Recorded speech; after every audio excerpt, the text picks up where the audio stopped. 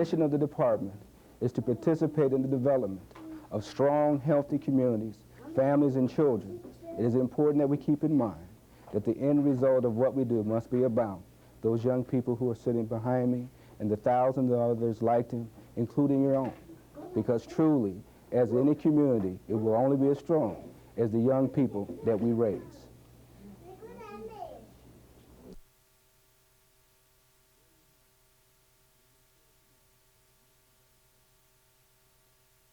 Okay. There you have it. It is important to note that the mission of our department is to participate in the development of strong communities, children, and families. It is important for us to realize that what we're about are the development of the young people that are sitting behind me and the thousands of others like them that we touch, including your own. It is important that we keep this vision of these young people in our minds as we move through our daily work. We keep that vision in mind as we overcome the difficulties that's involved in participating in a major system, but recognizing that the end result of our work are the happy smiles and faces of the young people. And that is what the Department of Community and Family Services is about.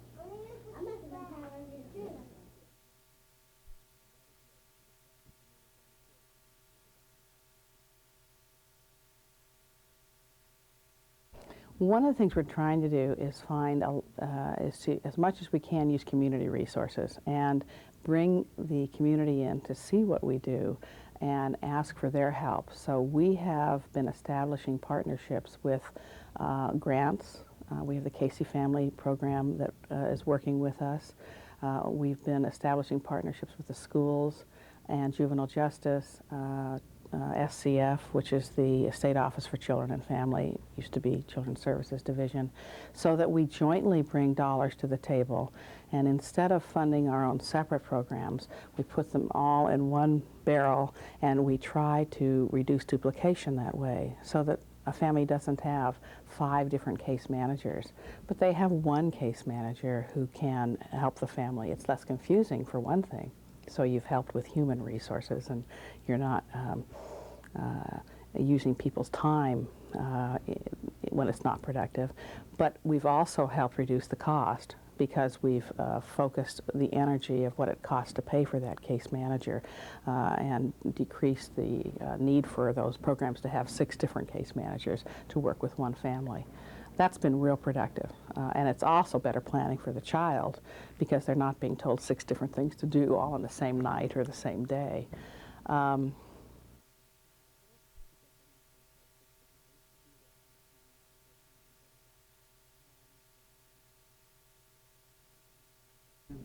I think it's a very short-sighted answer.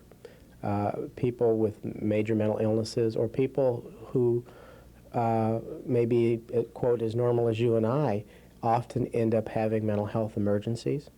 And it's a very basic right, I believe, of people to be able to access services.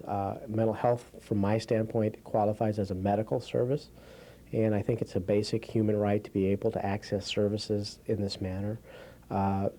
Without these kinds of services, people will end up in more expensive levels of service, and I believe will pay one way or the other, certainly financially, but more importantly, the strain on society, the cost of families and significant others.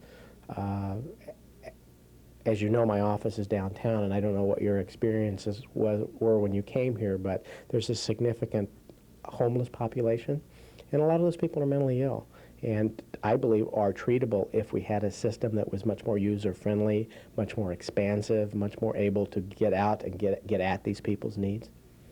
So again, I guess in summary, it was, we're going to pay as a society, as a community.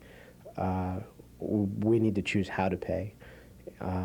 So I would hope the legislature and people who are in power to make those decisions would want to pay up front so that we don't have to put some of the people, some of the clients, some of the families through the turmoil that they do before their loved one ultimately does get treatment or does something to end up in the jail system or ends up dead.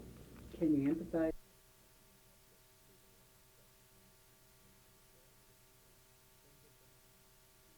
A lot of people think about traditional weatherization program as going in and putting in strong windows, insulating, maybe doing some weather stripping around the doors and stuff, but our program really focuses on health and safety problems in houses versus just energy needs. So our auditors are very well trained at going in and discovering where carbon monoxide problems may be, where other flue gases may have problems, where furnaces have problems. We do a lot of lead-based paint testing for houses, especially where we're going to do structural stuff to the home, where we may do a lot of dust with the lead base. And we try to do a lot of health and safety stuff. We're looking at trying to get some funds to take care of some of these health and safety problems that I can't take care of on our regular grant program. What are some of the problems unique to East County?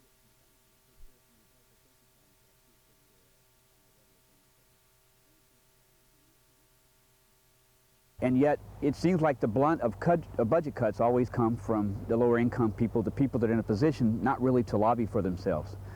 So we've also taken on the task of showing these folks that we help and can't help because of not enough funds, how you can be active from a political legislative standpoint and how you can make a difference. You know, letter writing, telephone calling, those things to senators and congressmen make a difference. They get those letters in their office and they see enough of them and it starts to kind of turn them on which way they should go. Most of the Oregon congressional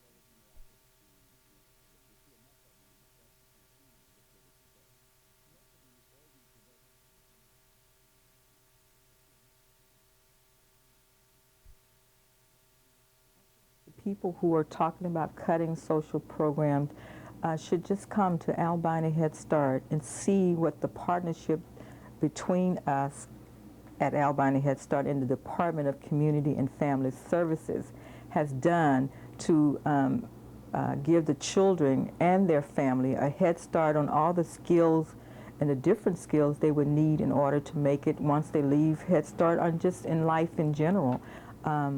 Has been a tremendous success. And I think not only looking at Head Start, which is only, I know, a small portion of what the Department of Community and Family Services do, they should just look at all the things that are going on in this department and see that instead of talking about cutting the program, they should be talking about ways they can give money into the program so they can continue to be successful and meet so many demands and challenges of families and children.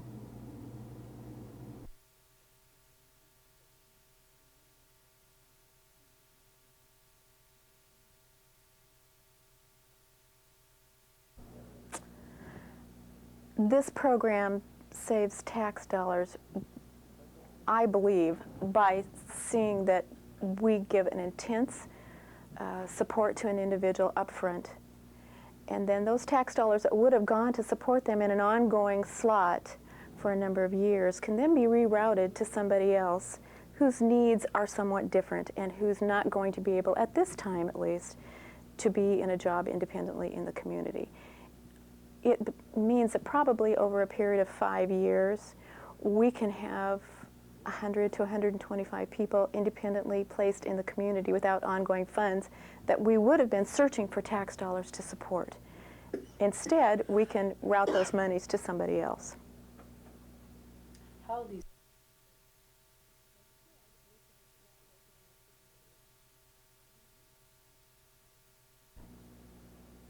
I think what it's doing is trying to be creative up front, to look at what we can offer those people with the money that we already have.